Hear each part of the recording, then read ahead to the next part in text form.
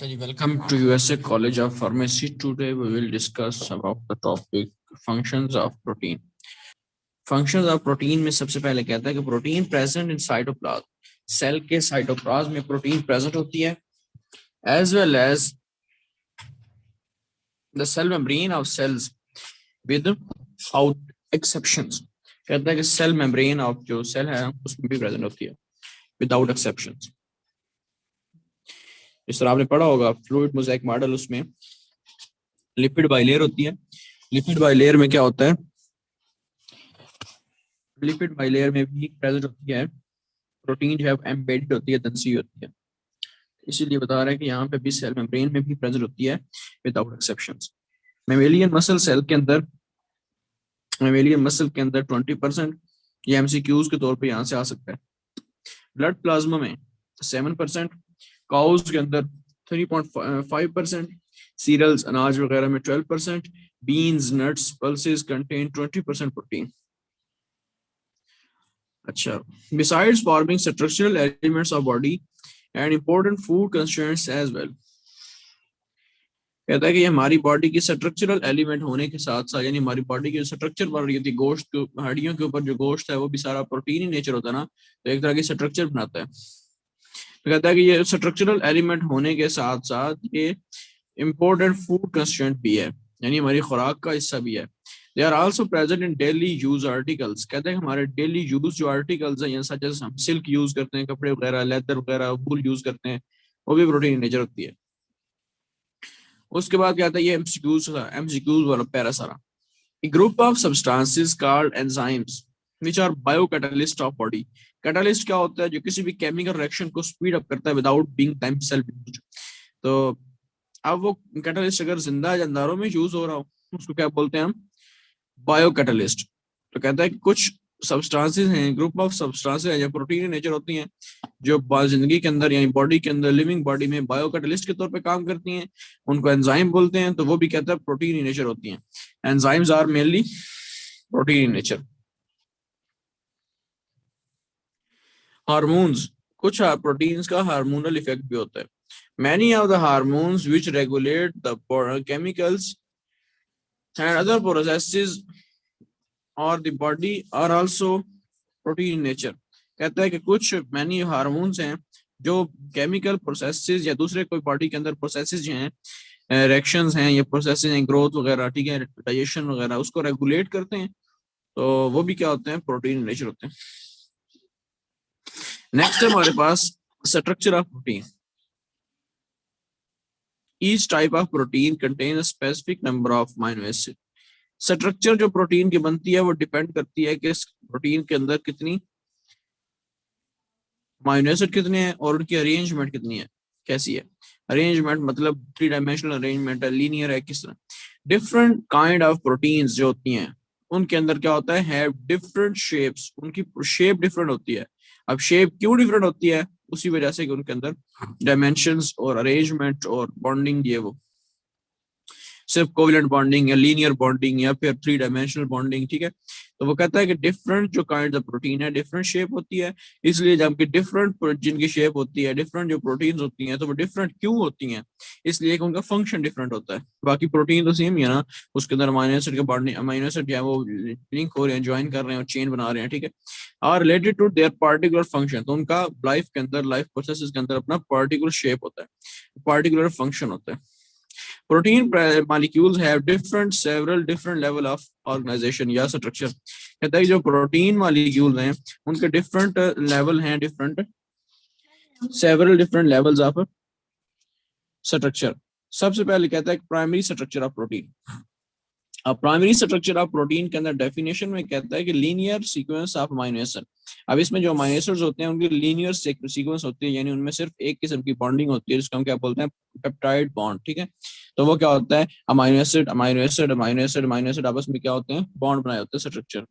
Amino acids in one side and left hand side and carboxylic group on right hand side. तो कहता है कि जो amino group है वो किस पे होगा, यानी अमीनो एसिड में जो अमीनो ग्रुप है वो लेफ्ट हैंड साइड पे होगा और कार्बोक्सिलिक एसिड जो है वो राइट हैंड साइड पे होता है। तो क्या बनाता है, चेन इस तरह बनती जाती है, next amino acid, next amino acid, next amino acid, उसके साथ बॉन्ड बनता जाता है, बॉन्ड बनता जाता है, बॉन्ड बनता जाता है, एक linear sequence of amino acid बन जाती है, जिसको हम क्या बोलते हैं, प्राइमरी स्ट्रक्चर। अब इसके लेंथ की अगर बात करें, length is very according to protein. कहता है कि लेंथ जो है वो वेरी करती है प्रोटीन के according. Length of chain depend करती है, उसकी चेन की लेंथ क्या होगी, depend upon the type of protein. कहता है कि वो जो उसकी लेंथ है वो डिपेंड करती है कि उसकी टाइप कौन सी है प्रोटीन की, विच इज अंडर डिस्कशन। कहता है कि जो चेंज है, ये जो प्रोटीन हम डिस्कस कर रहे हैं, उसकी उसकी बात हो रही है कि उसका फंक्शन और उसकी लेंथ वो उस पर डिपेंड करती है कौन सी हम प्रोटीन स्टडी कर रहे हैं। But it must be polypeptide long chain. लेकिन कहता है कि ये जो प्रोटीन है ये पॉलीपेप्टाइड लॉन्ग चेन होनी चाहिए। ये नहीं कि एक दो बस अमीनो एसिड जो है वो बॉन्ड बना है, दो तीन पॉलीपेप्टाइड हैं, दो तीन पेप्टाइड्स हैं, उनको हम प्रोटीन बोल दें, ऐसी बात नहीं है। ये कहता है कि पॉलीपेप्टाइड लॉन्ग चेन होनी चाहिए, तब हम उसको प्रोटीन बोलेंगे। ये भी एमसीक्यूज भी है, वाइवा भी है।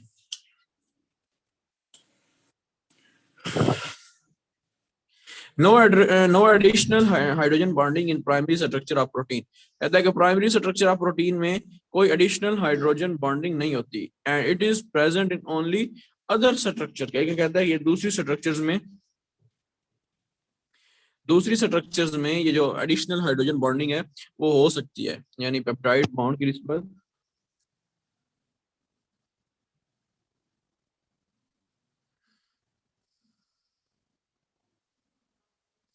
उसमें क्या होता है, पॉलीपेप्टाइड लॉन्ग चेन सिर्फ प्राइमरी स्ट्रक्चर में कोवलेंट बॉन्ड होता है, सब दिखाया गया, सिंगल कोवलेंट बॉन्ड है या कहीं पे डबल कोवलेंट बॉन्ड है, सिंगल कोवलेंट बॉन्ड। नेक्स्ट है हमारे पास सेकेंडरी स्ट्रक्चर। सेकेंडरी स्ट्रक्चर में कहता है डेफिनेशन में, the regular arrangements of amino acids that are located near to each other in linear sequence, these arrangements are termed as secondary structure of protein। कहता है कि the regular arrangements of amino acid की regular arrangements that are located, जो एक दूसरे के करीब present हो, नियर टू ईच अदर, एक दूसरे का रेगुलर अरेंजमेंट है, लीनियर सीक्वेंस है, तो एक दूसरे के बिल्कुल करीब करीब हैं, पैरेलल चल रहे हैं, उसको हम क्या बोलते हैं, these arrangements are termed as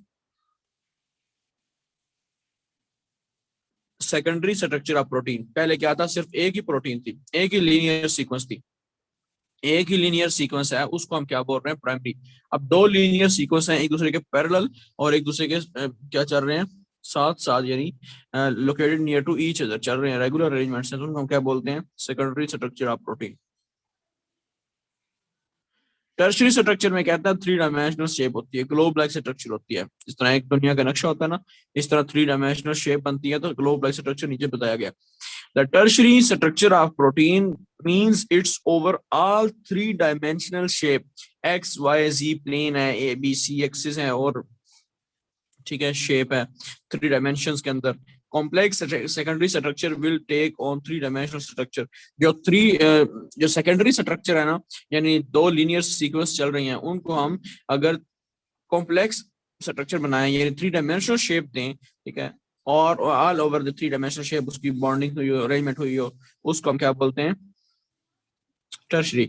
आई इसके अंदर सबसे बड़ी बात क्या है, in which there is folding, looping, binding of chain including all of its secondary structure. जितनी भी सेकेंडरी स्ट्रक्चर है उसको हम क्या बोलेंगे, फोल्डिंग। सबसे पहले उसको फोल्ड करना है, ऐसे गोल, जिस तरह पेपर को फोल्ड करते हैं, ठीक है, जिस तरह स्प्रिंग होता है हमारे पास, स्प्रिंग देखो ना फोल्ड हुआ हुआ है। अब उस स्प्रिंग को, जो पेंसिल का स्प्रिंग है हमारे पास, फोल्ड हुआ है पहले गोल गोल, फिर उस स्प्रिंग का एक सिरे को पकड़कर दूसरे सिरे से मिलाएं तो वो एक लूप सा बन जाता है, ठीक है। तो यहाँ पे भी यही कह रहा है कि पहले उस जो गोल जो सेकेंडरी स्ट्रक्चर है उसको हम क्या करेंगे, फोल्डिंग उसकी करेंगे, फिर फोल्डिंग के साथ साथ उस जो फोल्डिंग हुई है स्प्रिंग की तरह, उसकी हम एक पहले एक छोटी सी फोल्डिंग हुई है, उस फोल्डिंग की मजीद हम लूपिंग करेंगे, लूप सा बनाएंगे, जिस तरह स्प्रिंग का लूप बनता है, अभी आपको होता है। अब इस तरह के ढेर सारे लूप एक दूसरे के साथ जोड़ देंगे तो गोल सी, जिस तरह चूड़ियां होती है, गोल तरह की स्ट्रक्चर बनेगी। तो binding of chain including all of it's country structure, इसमें क्या करेगा, सबसे पहले फोल्डिंग, लूपिंग, फिर उसके बाद बाइंडिंग, ढेर सारे लूपिंग आपस में बाइंड होंगे, इसमें एक्स्ट्रा बॉन्डिंग है, बाइंडिंग है, यानी एक्स्ट्रा हाइड्रोजन बॉन्ड यहाँ पे प्रेजेंट है तो चेन के अंदर, including all of its secondary structure. The final जो शेप बनेगी मे बी ग्लोब और इररेगुलर शेप। तो एक ग्लोब लाइक शेप या इरेगुलर शेप बनेगी और एंटायरली डिटरमाइन करेगी इंटर मालिक्यूलर फोर्सेस। उसमें क्या होंगे, इंटर मालिक्यूल, क्योंकि ढेर सारे फोल्डिंग है ना, और ढेर सारी क्या है हमारे पास सेकेंडरी स्ट्रक्चर है और ढेर सारी पॉलीपेप्टाइड चेन्स हैं, ठीक है, उन उन सब के दरमियान इंटर मालिक्यूलर जो फोर्सेस हैं, ठीक है, एंड बॉन्ड पॉलीपेप्टाइड चेन्स हैं, फॉर्म करेंगी, वह बनाएंगी क्या, एक कॉम्प्लेक्स मालिक्यूल स्ट्रक्चर बनाएंगे जिसको हम क्या बोलेंगे, प्रोटीन स्ट्रक्चर। तो ये असल में प्रोटीन स्ट्रक्चर ये होती है जो एक स्पेसिफिक फंक्शन परफॉर्म करने की एबिलिटी रखती है। यानी मायोग्लोबिन है प्रोटीन हमारे पास, तो ये कंप्लीट प्रोटीन है और ये खुद कफील प्रोटीन है, यानी इसके अंदर टर्शरी स्ट्रक्चर इसको बोलते हैं। और ये क्या है, it has been calculated that if a chain of myoglobin could extended the length of its molecule would be 20 times its width। कहते हैं कि इसकी जो लेंथ है उसकी चौड़ाई से 20 टाइम्स उसको ज्यादा हो एक्सटेंड हो जाएगी अगर उसको एक्सटेंड किया जाए, ओपन किया जाए इसकी चेन को। जिस तरह एक स्प्रिंग है छोटा सा, उसको खींचे तो वो उसकी लेंथ ज्यादा हो सकती है। तो इस तरह आगे कहते हैं कि tertiary structure of protein, association of multiple polypeptide not found in all protein. जिस तरह ऊपर हमने पढ़ा ना, फोल्डिंग, बाइंडिंग, लूपिंग, वो सब कुछ इसमें नहीं है, लेकिन इसमें ये क्या है कि इसमें ढेर सारी बस पॉलीपेप्टाइड चेन आपस में एसोसिएट हुए, एग्रीगेशन हुई है बस वो। तो लेकिन कहते हैं कि ये तमाम प्रोटीन्स में नहीं होती, इतनी इंपॉर्टेंट नहीं है। The function structure formed by aggregation of two और मोर पॉलीपेप्टाइड चेन्स। कहते हैं कि ढेर दो या दो से ज्यादा पॉलीपेप्टाइड चेन्स के आपस में एग्रीगेट यानी से एसोसिएशन से जो एक स्ट्रक्चर बनती है is called quaternary structure of the aggregation of two और more polypeptide chains form one functional macromolecule. कहता है कि जो इनका एग्रीगेशन है, ठीक है, सच पॉलीपेप्टाइड चेन्स का, वो एक कंप्लीट जो है वो फंक्शनल मैक्रोमोलीक्यूल बनाते हैं। तो each polypeptide chain is called सब यूनिट। उसमें जो हर एक जो पॉलीपेप्टाइड चेन होगी वो क्या होगा, उस का सब यूनिट होगा। इसको फॉर एग्जांपल हीमोग्लोबिन या कोलेजन वगैरह इसके एग्जांपल्स है।